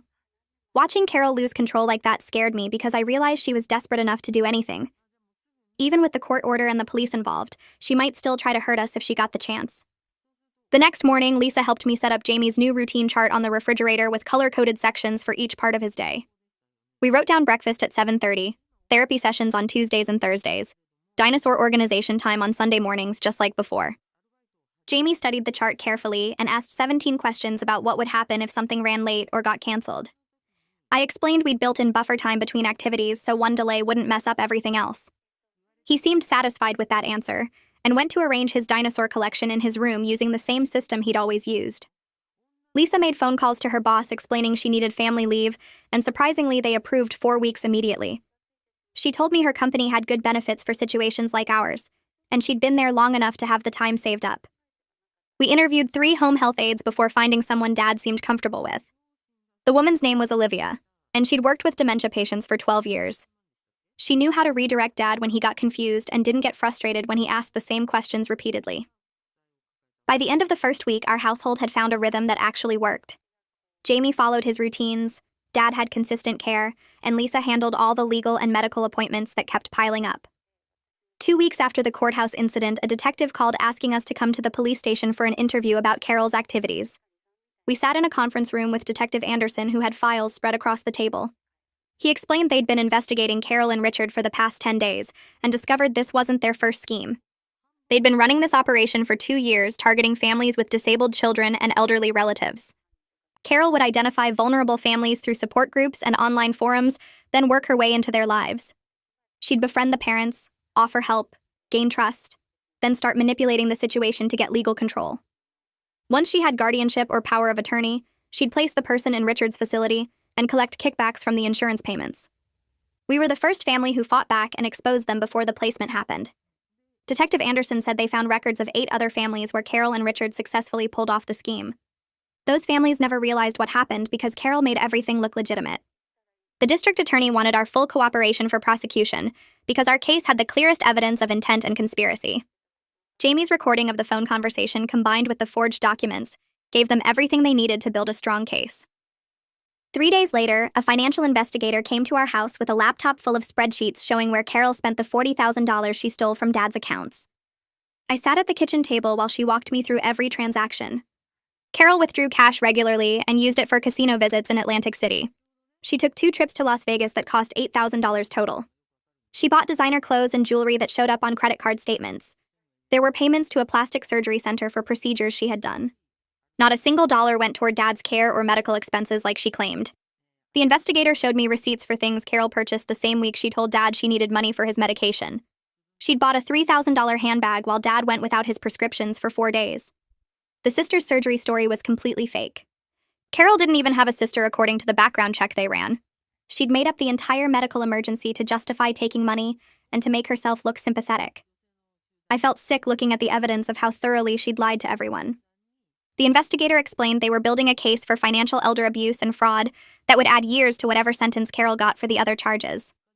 Carol's lawyer called our lawyer the next week trying to negotiate a plea deal that would keep Carol out of prison. He suggested probation, restitution, and mandatory counseling instead of jail time. Our lawyer told us about the offer during a meeting at his office and asked our opinion. I said absolutely not. Carol had planned to kidnap Jamie and lock him in a facility in another state where we'd never find him. She'd stolen from Dad while he was sick and vulnerable. She'd forged documents and lied to everyone. Lisa agreed with me completely. Our lawyer called the district attorney and told him we opposed any deal that didn't include serious prison time. The DA called us directly 2 days later and explained he had no intention of offering Carol a lenient deal anyway. He said Carol's predatory targeting of vulnerable people and children required the strongest possible consequences. He was pursuing maximum sentences on all charges. Our lawyer told us Carol would likely face 5 to 10 years in prison if convicted on all counts. The fraud charges alone carried 3 to 5 years, and the elder abuse charges added more time. The attempted kidnapping and child endangerment charges could add even more. I felt relief hearing that Carol would face real consequences but also worry about the trial and having to testify about everything that happened. Jamie's advocate came over the following Tuesday with a folder full of information about disability services and support programs we'd never heard of. She sat with Lisa and me at the dining room table and went through each program, explaining what they offered and how to apply. There was respite care funding that would pay for someone to watch Jamie so Lisa and I could take breaks. There were therapy services covered by programs we didn't know existed. There was educational support funding that would help Jamie succeed in the school. The advocate helped us fill out applications for 6 different programs right there at the table. She knew exactly what information each one needed and how to word things to meet their requirements. Within 2 weeks, we got approval for respite care and therapy services. Jamie started working with an occupational therapist named Sarah, who specialized in helping autistic teenagers develop coping strategies. She taught Jamie techniques for handling disruptions to his routine without having meltdowns. She worked with him on recognizing when he was getting overwhelmed and using calming strategies before reaching crisis point. After just 3 sessions, I could see Jamie using the techniques she taught him. When his Tuesday appointment ran late and pushed back his lunchtime, he used the breathing exercises Sarah showed him instead of getting upset. Dad had good days and bad days, but I noticed he seemed more relaxed overall without Carol around. On his bad days, he didn't recognize me or know where he was. On his good days, he remembered recent events and could have real conversations. One good day, about 3 weeks after everything happened, Dad asked me to sit with him in his room. He looked at me with clear eyes and apologized for not protecting Jamie and me from Carol. He said he knew something was wrong, but his mind wasn't working right and he couldn't figure out what to do. I told him it wasn't his fault and that Carol had exploited his illness deliberately. He cried and said he should have been stronger and should have seen through her lies. I held his hand and explained that dementia wasn't something he could control, and Carol was a skilled manipulator who fooled everyone. He asked about Jamie and seemed relieved when I told him Jamie was safe and doing well. But even during that conversation, I could see him getting tired and confused. By the end, he was asking me questions he'd already asked twice. The guilt he carried was obvious even through the dementia, and I wished I could make him understand none of this was his fault. 3 weeks after our court hearing, Detective Anderson called with news that Richard Pittman had been arrested in Nevada. Federal agents raided his facility and found 12 residents who'd been placed there under circumstances similar to what Carol tried to do with Jamie. The facility was shut down immediately, and residents were returned to their families or moved to legitimate care facilities. Investigators found records showing Richard had been running this scheme for 4 years, not just 2. Carol was his most successful recruiter, bringing in more placements than anyone else. Families started coming forward with stories matching ours once the news broke about the arrests. A woman in Pennsylvania described how someone befriended her at a support group, then convinced her to place her autistic son in a facility that turned out to be Richard's operation. A man in Ohio told investigators someone gained power of attorney over his mother, then moved her to Nevada against the family's wishes. The case was becoming much bigger than just our situation. The federal prosecutor's office got involved because Richard's operation crossed state lines. Detective Anderson said our case was crucial because we had the clearest evidence and the most detailed documentation of how the scheme worked. Carol's preliminary criminal hearing happened on a cold morning in late November. Lisa, Jamie, and I sat in the courtroom watching Carol enter with her new lawyer. This was the third lawyer she'd hired after the first 2 quit her case. The lawyer stood up and entered a plea of not guilty on all charges. Then he started arguing that Carol had mental health issues that explained her behavior. He said she'd been under extreme stress caring for a husband with dementia and a special needs stepson. He claimed she'd had a breakdown and wasn't thinking clearly when she made poor decisions. The prosecutor stood up and presented psychiatric evaluations, showing Carol was fully competent and understood exactly what she was doing. The judge reviewed the evidence for 20 minutes, then announced her decision. She ordered a psychiatric evaluation by a court-appointed expert to settle the question of Carol's mental state. But she denied bail, citing Carol's violation of the protective order when she confronted us in the parking lot. The judge said Carol had shown she was a flight risk and a danger to our family. Carol would stay in jail until trial. Watching her face when the judge denied bail, I saw real fear for the first time. She'd been so confident and controlling before, but now she was realizing the consequences were real, and she couldn't manipulate her way out. Lisa and I spent weeks discussing whether to sell Dad's house and move somewhere smaller. The house was too big for our needs and too expensive to maintain. Dad needed more care than the current setup provided, and Jamie needed a stable environment designed around his routines. We finally decided selling was the right choice, even though it meant major disruption.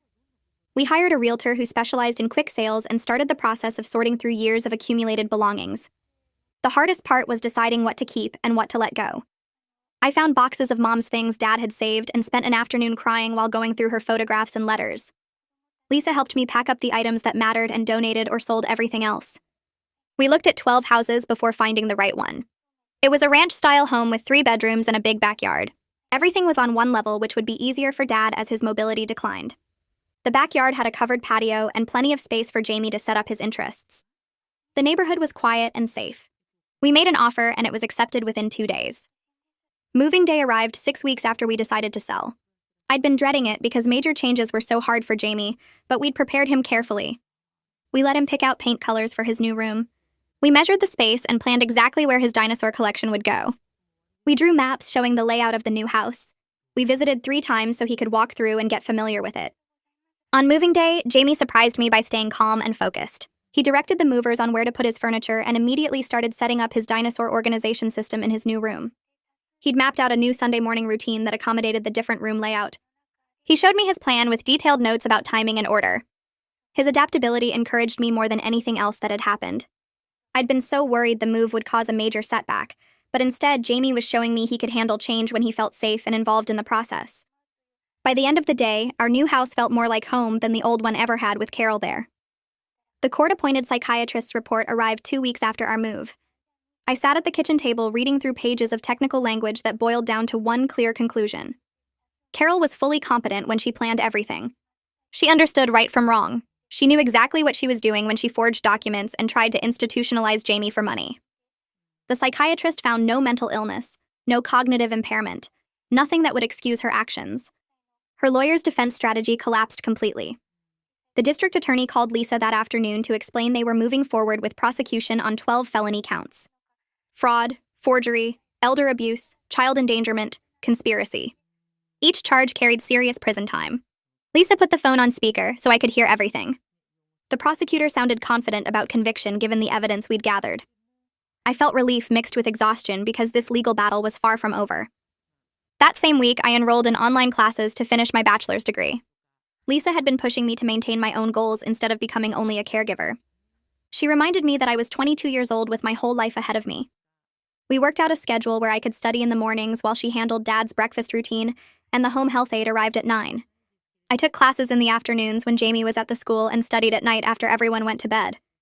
It felt strange focusing on my education while everything else was chaos, but Lisa insisted it mattered. She said losing myself completely to caregiving would help no one in the long run. I registered for 3 classes to start: psychology, sociology, and English composition. The coursework gave me something to focus on besides court dates and medical appointments. Jamie's advocate suggested he try a social skills group for autistic teens that met every Thursday evening at the community center. Jamie resisted at first because Thursdays were for organizing his fossil collection and watching documentaries about prehistoric marine life. But the advocate explained the group focused on special interests, and several members loved paleontology. That got Jamie's attention enough to agree to one trial session. I drove him to the community center that first Thursday, feeling nervous about how he'd handle it. The group leader was a special education teacher who understood autism and didn't try to force eye contact or physical interaction. 6 other teens sat around a table sharing facts about their interests. Jamie listened quietly for the first 30 minutes, then suddenly started talking about Cretaceous period marine reptiles. Another boy immediately responded with information about mosasaurs, and they spent the next hour trading facts back and forth. Watching Jamie connect with someone who understood his way of communicating filled me with hope I hadn't felt in months.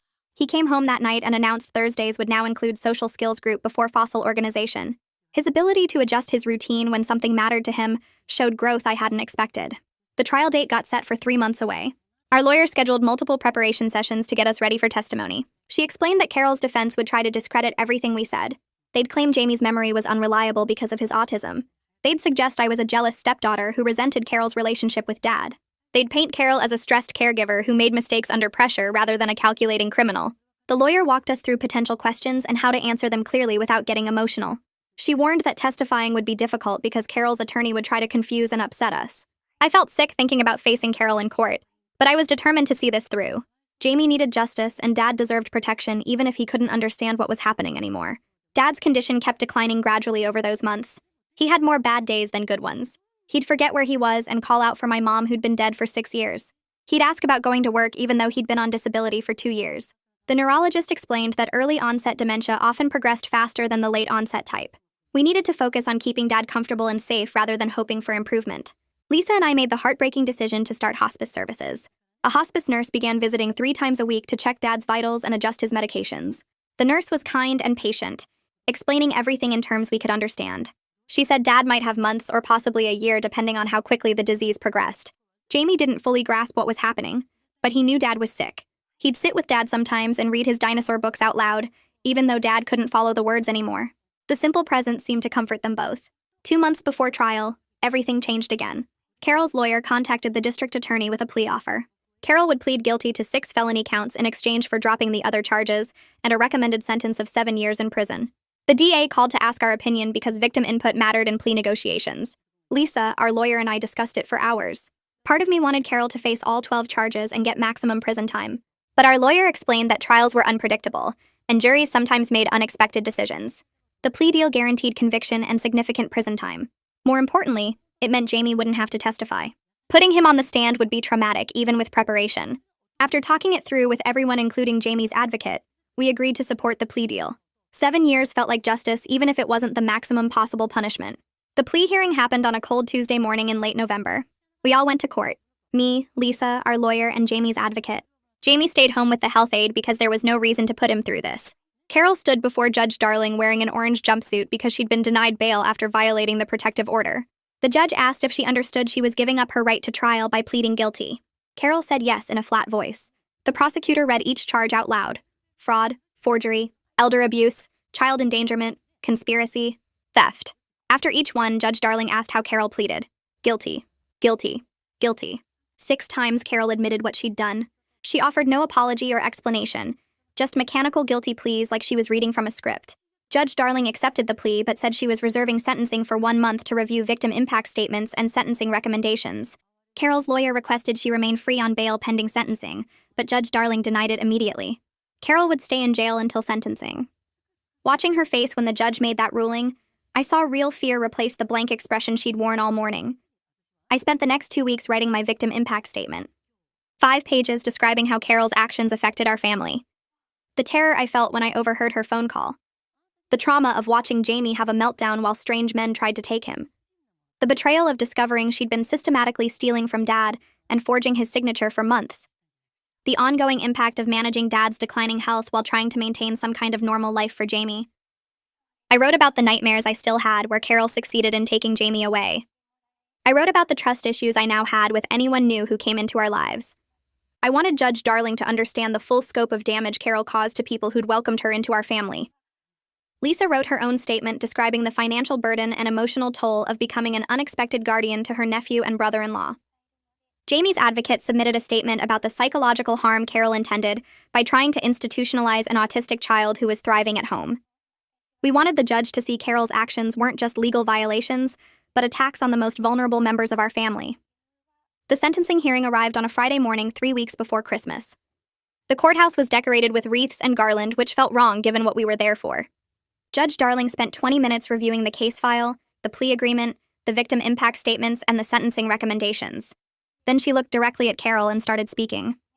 She said that exploiting vulnerable people, especially children and the cognitively impaired, represented a profound betrayal of trust that struck at the foundation of family and society. She said Carol had targeted her own stepson and husband for financial gain with complete disregard for their well-being or dignity. She said the psychiatric evaluation showed Carol was fully capable of understanding her actions and chose to commit crimes anyway. Judge Darling sentenced Carol to 8 years in prison, 1 year more than the plea recommendation, with no eligibility for early release. The courtroom was silent except for Carol's sharp intake of breath when she heard 8 years instead of 7. Carol was led away in handcuffs by 2 bailiffs. She didn't look at us as she left. I felt relief wash over me because she couldn't hurt us anymore. But I also felt anger at everything she'd done, and sadness that Dad's final years were poisoned by someone he'd trusted enough to marry. Lisa squeezed my hand and we stood up to leave. Our lawyer said she'd file the civil suit next week to recover the stolen money. We walked out of the courthouse into cold December air, and I took my first deep breath in months. It wasn't over completely, but the biggest threat was gone. Carol would be in prison until Jamie was 21 years old. By then, he'd be an adult with his own life and dreams. She'd stolen enough from us already. She wouldn't get the chance to steal his future, too. Our lawyer met with us the following week to discuss the civil case. She sat across from Lisa and me at her office conference table with folders spread out containing bank statements and forged documents. She explained we could sue Carol's estate for the stolen money and go after Richard's organization as co-conspirators. Lisa signed the paperwork authorizing the suit while I watched through the office window as snow started falling outside. The lawyer said Carol's assets were limited, but we might recover some of the $40,000 she'd taken from Dad's accounts. She filed the lawsuit the next day, and Carol's lawyer responded within a week asking to settle. They knew they couldn't win with all the evidence we had. The settlement negotiations took 3 weeks of back-and-forth offers until both sides agreed on $30,000. We'd lost $10,000 to Carol's spending, but getting most of it back felt like a small victory. The money went straight into a trust account that our lawyer set up for Dad's care expenses and Jamie's future needs. It wouldn't solve everything, but it eased the constant worry about medical bills and therapy costs. Lisa handled all the financial paperwork while I focused on managing Dad's daily care and Jamie's routines. Dad started declining faster over the next few months. His good days became less frequent, and he'd forget who we were for hours at a time. The home health aide came every morning to help him shower and dress because he couldn't manage those tasks anymore. Jamie noticed the changes but didn't understand what they meant. He'd sit on the floor next to Dad's chair reading his dinosaur encyclopedia out loud, even when Dad stared blankly at the television.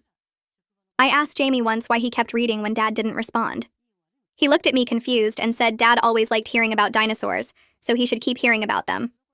The simple logic made my chest hurt. Dad seemed calmer when Jamie was nearby, even if he couldn't follow the words anymore. Some afternoons, I'd find them both in the living room with Jamie's books spread everywhere, and Dad's hand resting on Jamie's shoulder. Neither of them spoke, but the quiet presence seemed to comfort them both. 6 months after Carol's sentencing, Dad stopped eating much. The hospice nurse said his body was shutting down and we should prepare ourselves. Lisa took another leave from work and moved back in with us. We set up a hospital bed in Dad's room and took turns sitting with him around the clock. Jamie asked detailed questions about what happens when people die. He wanted to know if Dad would stop breathing first, or if his heart would stop first. I tried to explain gently that we didn't know exactly how it would happen, but Dad wouldn't be in pain. Jamie nodded and went back to organizing his dinosaur collection by size instead of geological period. He said Dad liked the big ones best, so he wanted them where Dad could see them. On a Tuesday morning just after sunrise, Dad took 3 slow breaths and then stopped. Lisa and I were both sitting on either side of his bed holding his hands. The hospice nurse checked his pulse and confirmed he was gone. I felt numb and relieved at the same time because he'd been suffering and now he wasn't. Jamie came in when we called him and stared at Dad for a long minute. He asked if Dad's brain had stopped working completely now. I said yes. He asked if that meant Dad wasn't confused anymore. I hadn't thought about it that way, but I told him maybe that was true. Jamie touched Dad's hand carefully and said goodbye. Then he asked when the funeral would be and what we'd say about Dad. I explained we'd have a small service and people would share memories. Jamie insisted we had to include dinosaur facts because Dad always encouraged his interest in paleontology. Lisa agreed immediately. At the funeral 3 days later, Jamie stood up in front of 20 people and recited 5 facts about Triceratops, which had been Dad's favorite. He explained that Dad taught him to love learning and never made him feel bad for being different. Several people cried, but Jamie just sat back down and folded his hands in his lap. The court scheduled a hearing 2 weeks after Dad's funeral to finalize permanent guardianship. Lisa had been Jamie's temporary guardian, but now we needed to make it official. Judge Darling reviewed all the documents and asked Jamie if he understood what guardianship meant. Jamie explained in precise detail that Lisa would make legal decisions for him, but I would still be his primary caregiver, and we'd work together. The judge smiled and said that was exactly right. She signed the guardianship order and told our family she was impressed by how we'd protected Jamie and supported each other through crisis. Walking out of the courthouse, I felt the weight of the past year pressing down on me. Carol was in prison. Dad was gone. But Jamie was safe, and that's what mattered most. I finished my final semester of college 8 months after everything started. Balancing classes with Jamie's care and the legal proceedings had been brutal, but I'd managed to complete all my requirements. Lisa and Jamie came to my graduation ceremony and sat in the 4th row cheering when my name was called. I walked across the stage thinking about how close I'd come to dropping out when Carol tried to take Jamie. My academic advisor had helped me navigate extensions and incomplete grades so I could finish despite everything. After the ceremony, I checked my email and found an acceptance letter from a graduate program in social work. I'd applied on a whim inspired by Kathleen, the social worker, and Jamie's advocate who'd helped us so much. The program would let me help other families facing similar crises. Lisa hugged me hard when I showed her the acceptance letter. She said Mom would be proud. Jamie turned 14 in July, and his special interests started expanding.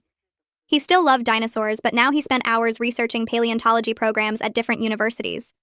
He made spreadsheets comparing curriculum requirements and faculty research interests. He asked me detailed questions about college applications and what grades he'd need. I helped him research schools with good disability support services because he'd need accommodations for his autism. He printed out information about 5 universities and ranked them by the quality of their fossil collections. His dreams were becoming real plans, and watching him think about his future filled me with hope. He'd gone from being a target for Carol's exploitation to being a kid planning his education. That transformation felt like the biggest victory. Lisa decided to sell her old place and move permanently to our city. She'd been commuting back and forth for months, and it didn't make sense anymore. She found an apartment 10 minutes from our house and moved in over one weekend. Jamie helped her unpack and organized her kitchen cabinets by size and frequency of use. She laughed and left them that way. She told me one night that she'd never expected to become a co-parent to her nephew and brother, but our family had become the most important thing in her life. I understood what she meant. We looked different from we had 2 years ago, but we were stronger. No one was lying or hiding things. We worked together and protected each other. That's what family should be. The mail brought a notice about Richard's criminal trial. He'd been sentenced to 15 years in prison, and his organization was sued by 8 different families. Our case had started a domino effect that protected other vulnerable people from the same exploitation. The prosecutor sent a letter thanking us for our cooperation and explaining that our evidence had been crucial to building cases against Richard and his network. Knowing we'd made that difference helped me make sense of everything we'd been through. Carol had tried to destroy our family for money, but instead she'd exposed a system that was hurting lots of families. Other kids like Jamie were safer now because we'd fought back. A year after Carol's sentencing, I started my graduate program in social work. I took mostly evening classes, so I could still be home with Jamie during the day. Lisa adjusted her work schedule to cover the times I was in class.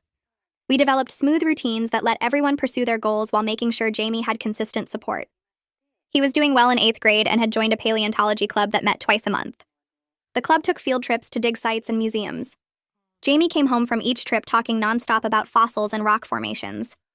His autism meant he processed the world differently, but with the right support, he was thriving. I watched him grow more confident each month and felt grateful we'd protected him from Carol's plan. She'd wanted to institutionalize him for profit. Instead, he was participating in clubs and planning for college and living the life he deserved. A letter arrived in the mail about 3 months later with an official state seal on the envelope. Jamie's advocate had nominated our family for a state award recognizing advocacy for people with disabilities. I read the letter twice because it felt unreal that anyone would recognize what we'd been through as something worth celebrating. The ceremony was scheduled for the following month at the state capitol building. Jamie wanted to know exactly what would happen at the ceremony, so I called the organizer and got a detailed schedule for him. He studied it carefully and asked questions about where we'd sit and what time each part would start. The predictability helped him feel ready. On the day of the ceremony, we drove to the Capitol and found the auditorium where the event was being held. Jamie wore a button-up shirt with tiny dinosaur prints that Lisa had found online. About 50 families were being recognized for different achievements related to disability advocacy and support. When our turn came, Jamie walked to the podium with me and Lisa standing behind him. He'd written his own speech and practiced it 17 times according to his count. He explained how his autism gave him the ability to remember Carol's exact words from her phone conversation, and how that memory helped protect both himself and Dad from her plan. His voice stayed steady as he talked about being proud of who he was and grateful for a family that understood his needs. The audience clapped and several people approached us afterward to share their own stories about fighting for their disabled family members. One woman told Jamie he was brave and he corrected her saying he wasn't brave, just accurate about what he heard. That made her laugh and she told him accuracy was its own kind of courage. My internship placement at a family services agency started the following week. I worked with families navigating guardianship and disability systems, helping them understand their options and find resources. The work challenged me because every family's situation was different, and the systems were complicated. I met parents trying to protect their adult disabled children from predatory caregivers. I met siblings taking on guardianship responsibilities they never expected. I met grandparents raising disabled grandchildren after their own children died or disappeared. Each case reminded me of our experience with Carol and how close we'd come to losing Jamie. I used what we'd learned to help these families avoid similar traps. I showed them how to document everything, how to question suspicious documents, how to demand second opinions on medical decisions. Every family I helped felt like honoring what we'd survived and making Dad's memory count for something beyond just our household. Lisa started dating someone she met through a support group for kinship caregivers. His name was Noah, and he'd raised his nephew after his sister went to prison for drug charges. They understood each other's lives in ways most people couldn't. Lisa brought him to dinner one evening, and Jamie interviewed him about his favorite dinosaur and whether he knew the difference between the Triassic and Jurassic periods. Noah answered seriously and admitted he didn't know much about dinosaurs, but was willing to learn. That satisfied Jamie's requirements for approval. Watching Lisa rebuild her personal life while maintaining her commitment to us showed me that caregiving didn't mean giving up everything else. We could have our own identities and dreams and relationships while still being there for each other. She'd sacrificed a lot to help us, but she wasn't sacrificing her whole future. That balance seemed important. The mail brought an acceptance letter for Jamie from a summer program for teens interested in paleontology at a natural history museum 2 hours away. He'd applied 3 months earlier with help from his school counselor. The program ran for 2 weeks with participants staying in supervised dorm housing on a college campus. Jamie read the acceptance letter 4 times, and then asked detailed questions about the daily schedule, roommate assignments, and what would happen if he had a meltdown. We contacted the program coordinator who explained they had experience with autistic participants and would work with Jamie's needs. We prepared carefully, packing his comfort items and creating a visual schedule for each day. He called home every evening to report what fossils he'd examined and what he'd learned. When we picked him up at the end of 2 weeks, he talked nonstop during the entire drive home about Cretaceous period marine reptiles and the proper techniques for fossil preparation. The program had been his first extended time away from home, and he'd managed it successfully. 2 years after everything started with Carol's phone call, I walked across the stage at my graduate school ceremony to receive my master's degree in social work. Lisa and Jamie sat in the audience cheering louder than anyone else. I'd accepted a job at a nonprofit specializing in disability rights and family advocacy starting the following month. The position would let me work directly with families while also helping shape policies and programs. After the ceremony ended, Jamie approached the microphone during the reception, when they were invited family members to speak. He'd written a speech without telling anyone. He talked about how I'd protected him when Carol tried to send him away, and how family meant showing up for each other even when things got hard. He said I'd taught him that protecting people you love was the most important work anyone could do. His words made me cry in front of everyone, and I didn't care who saw. We established a small scholarship fund in Dad's name for students with disabilities pursuing science education. Jamie helped design the application criteria, insisting it should focus on passion and potential rather than grades. He said some of the smartest people he knew didn't do well on tests, because tests measured the wrong things. We set up the fund with money recovered from the civil suit against Carol, plus donations from family and friends. The first recipient was an autistic girl who wanted to study marine biology. She sent Jamie a thank you letter describing her dream of researching whale communication patterns. Jamie wrote back with a list of recommended books about marine mammal evolution. A notice arrived from the parole board 5 years after Carol's sentencing.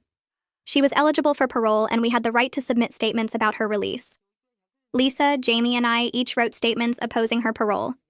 I described how her actions had traumatized Jamie and stolen Dad's final years. Lisa explained the ongoing impact of Carol's betrayal on our family's ability to trust others. Jamie wrote a factual account of Carol's plan and her lack of remorse during the plea hearing. The parole board held a hearing, and we attended to make sure our voices were heard. They denied Carol's application, citing her lack of remorse and the severity of her crimes against vulnerable family members. We left the hearing feeling relieved but also ready to move forward regardless of her status. Carol's presence or absence didn't define us anymore. Jamie turned 16 and started thinking seriously about his future beyond just loving dinosaurs. He was thriving in the school with a small group of friends who shared his interest in science and natural history. They met twice a week to watch documentaries and argue about evolutionary theories. Jamie researched colleges with strong paleontology programs and good disability support services. He made spreadsheets comparing schools based on faculty research, fossil collections, campus accessibility, and autism support resources. He asked me detailed questions about college applications, financial aid, and what living in a dorm would be like. His dreams were becoming concrete plans with timelines and action steps. He wanted to study vertebrate paleontology and maybe work at a museum or teach at a university someday. Those goals seemed completely achievable with the right support. Lisa and Noah got engaged on a Saturday morning during breakfast when he asked her while she was eating cereal. She said yes immediately and called us right away. Jamie and I helped plan the wedding, which they wanted to keep small and focused on family. The ceremony happened in a garden with about 30 guests. During the reception, Jamie gave a toast he'd prepared and practiced. He talked about how Lisa had saved us and built a real family from the broken pieces Carol left behind. He said Lisa taught him that family wasn't just about biology, but about people who showed up when things got hard and stayed even when it would be easier to leave. He welcomed Noah to our family and told him the expectations included learning about dinosaurs and being available for emergency phone calls. Everyone laughed, and Noah promised to meet all requirements. I got promoted to program director at my nonprofit 18 months after starting there. The position meant overseeing services for 50 families navigating guardianship and disability systems. I hired staff who had lived experience with disability, either personally or as family members. We built a team that understood what families went through because we'd been through it ourselves. We created resources that could have helped us 3 years ago when we were fighting Carol and trying to figure out the legal system. Every family we served got assigned an advocate who explained their options clearly and helped them avoid predatory situations. We tracked outcomes and saw families successfully protecting their disabled members while maintaining their quality of life. The work felt meaningful in ways my old plans never had. Dad's memorial service happened 3 months later, and Jamie read from his dinosaur book because that felt right. The funeral director looked confused, but I told him it was perfect. Jamie explained how paleontologists study extinction events to understand how life adapts and continues, and everyone understood what he meant without him having to say it directly. Carol remained in prison, her appeals denied one after another because the evidence against her was overwhelming.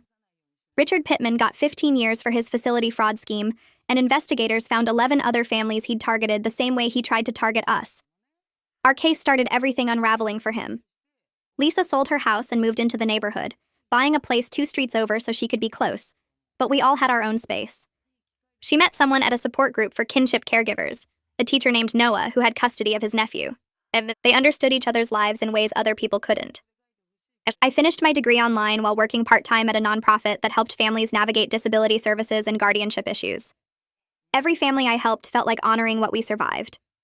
Jamie turned 16 and started researching colleges with strong paleontology programs and good autism support services. He made spreadsheets comparing schools and asked me questions about dorm life and meal plans. His future was real and possible. Lisa and Noah got married in a small ceremony where Jamie gave a toast about family being the people who show up when things get hard. I got promoted to program director, hiring staff who had lived experience with disability. We built resources that could have helped us 3 years ago. 3 years after everything started, our family was different but stronger. Jamie excelled in advanced science classes and had friends who shared his interests. Lisa was happily married, but still came over twice a week for dinner. I made a real difference at work while staying Jamie's primary support. We healed without forgetting what we survived. On a Sunday morning, I watched Jamie organize his dinosaur collection by geological period, just like he did the day everything changed. But now he did it in a safe home with people who loved and protected him, planning a future where his autism was supported rather than exploited. We didn't just survive Carol's betrayal. We built something better from it, and that victory mattered most.